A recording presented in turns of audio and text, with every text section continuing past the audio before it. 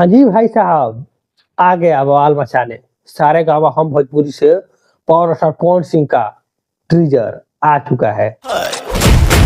आरा के ओठ लाली भाई, यह टीजर है, बहुत झकास है।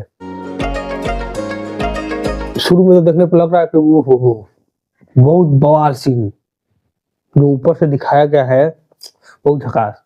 लेकिन बीच में ये क्या लग रहा है कि गाने का टीजर है या कुछ मूवी का ट्रेलर है। भाई ये एक्शन से भरपूर है।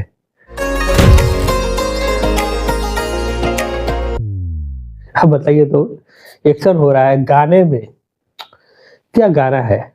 भाई अब गाना आने के बाद में पता चलेगा कि गाना कैसा होगा, कितना होगा, कैसा होगा, क्या होगा उसमें।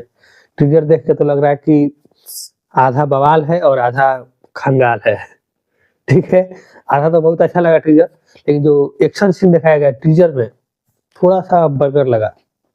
तो अब बाकी ये शाम तक गाना आ भी जाएगा, गाना देखेंगे, खूब इंजॉय करेंगे। तो चलिए, आप लोग भी दबा के लाइक करते रहिए।